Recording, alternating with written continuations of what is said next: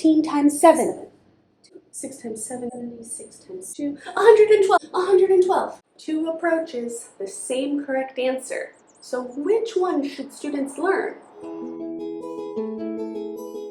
Personally, I survived math class by memorizing formulas and practicing procedures, and it wasn't until I became a teacher that I learned about concept-based mathematics. So can we avoid memorizing math facts and practicing procedures if there's a better way to learn math? Let's unpack it.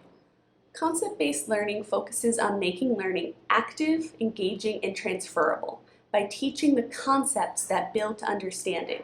Conceptual math prioritizes helping students learn why processes work rather than automatically knowing how to complete a given procedure. In an elementary math classroom, this may look like students using blocks or objects to physically represent expressions, followed later by drawings and visual representations, and finally, writing numerals with symbols. This progression from concrete to pictorial to abstract helps learners see connections between representations. But it probably looks more familiar if I solve a subtraction problem like this. 76 minus 48. So that's not possible, so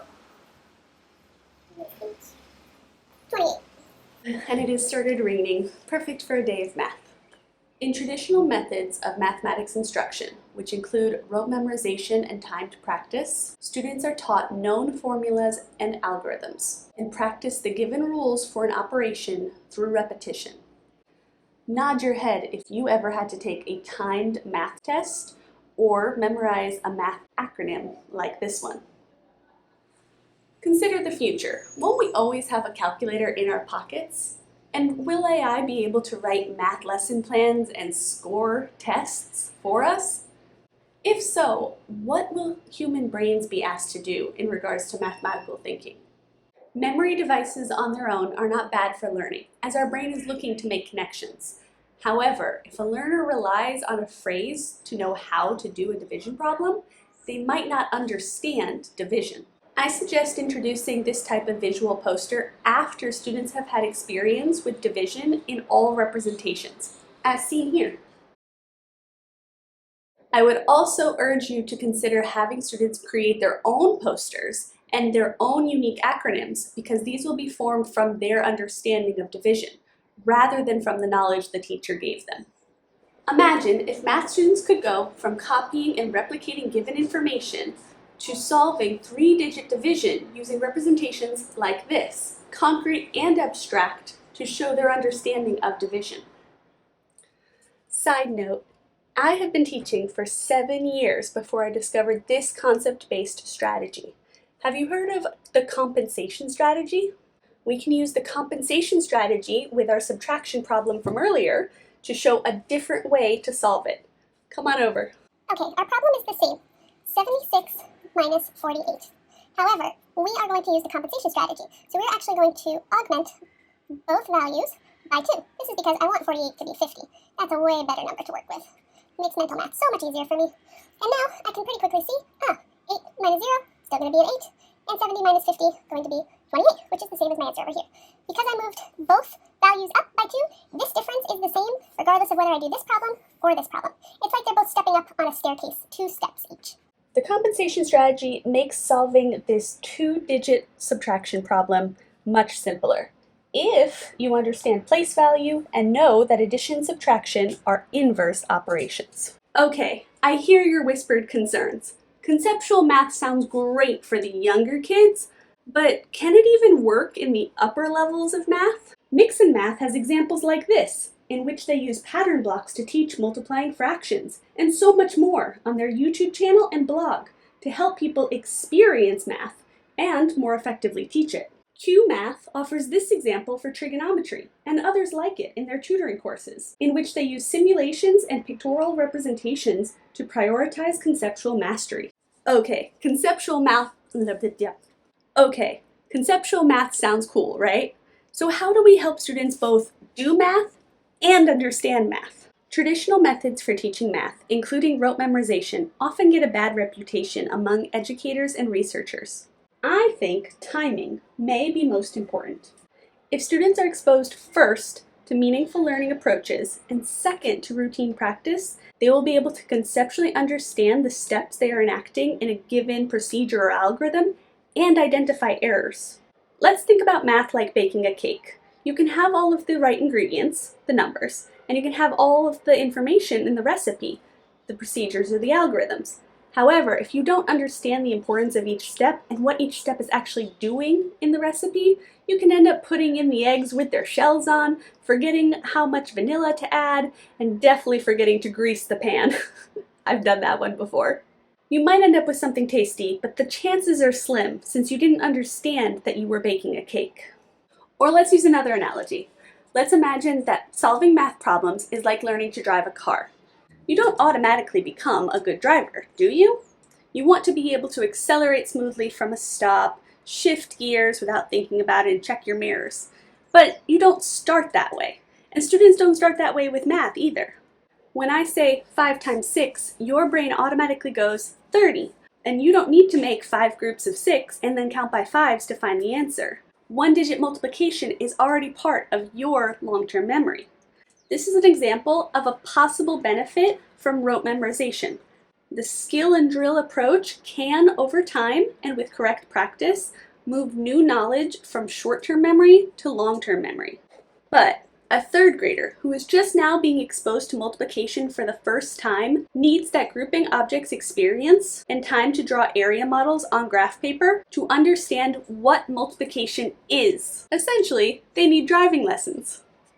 Then, at the start of 4th grade, 1-digit times 1-digit product understanding can be maintained through memorization practices, such as flashcard review, online math games, and my students' personal favorite, math bingo. Practicing math knowledge for recall can be engaging, but the student's learning foundation must be made of solid conceptual understanding before repeating a skill becomes enjoyable and automatic. It needs to move to their long-term memory. Imagine all the frustrated math students grinding their math car's gears because they don't conceptually understand, yet, how to solve 1-digit multiplication problems with fluency, which is synonymous with automaticity. This book, Concept-Based Mathematics by Jennifer T.H. Wathall, points to a compelling reason why rote memorization cannot be the only way to teach math anymore. The author writes, "With the exponential growth of information and the digital revolution, success in this modern age requires efficient processing of new information and a higher level of abstraction." Okay, so at this point we agree.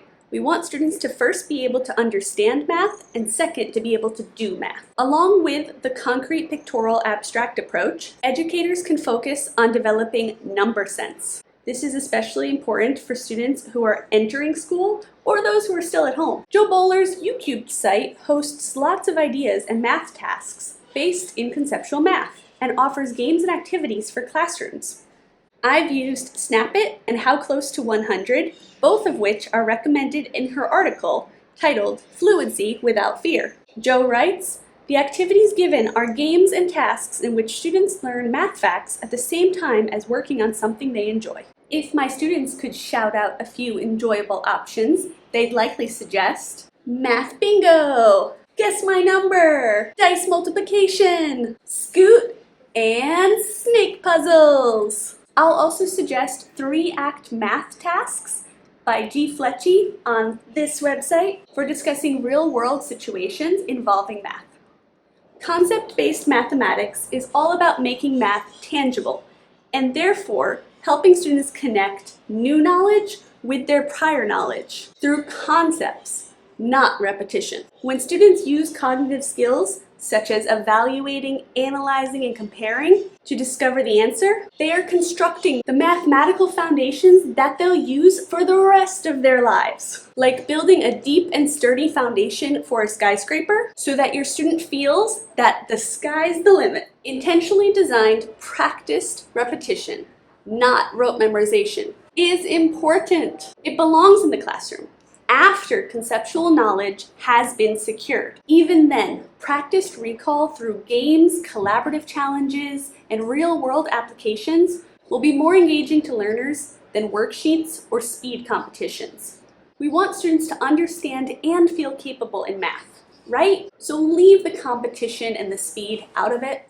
To sum it all up, educational research has shown that students who possess a deep understanding of concepts are more secure in their knowledge and are better able to transfer their learning to new contexts. Mathematics education in 2023 should be about more than identifying the answer and practicing the algorithm. It should be about solidifying understanding of concepts so that learners can confidently evaluate, analyze, defend, critique, and explain their understanding of mathematical ideas. To simplify, concept-based learning accomplishes this goal better than traditional methods. Memorization can get you to the right answer, and if you've never considered yourself a math person, it could be because you were never introduced to the concepts in math, and instead survived by plugging numbers into formulas.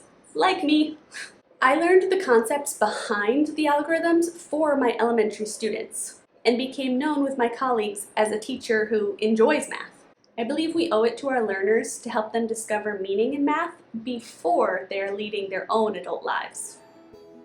If you learned something, please share this video and check out the references and resources linked below in the description to discover more about teaching concept-based mathematics. And always remember, education is already progressing forward, and there are great ideas to be shared and highlighted.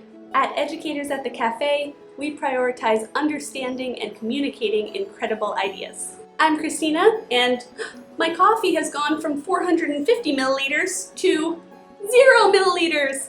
Bye!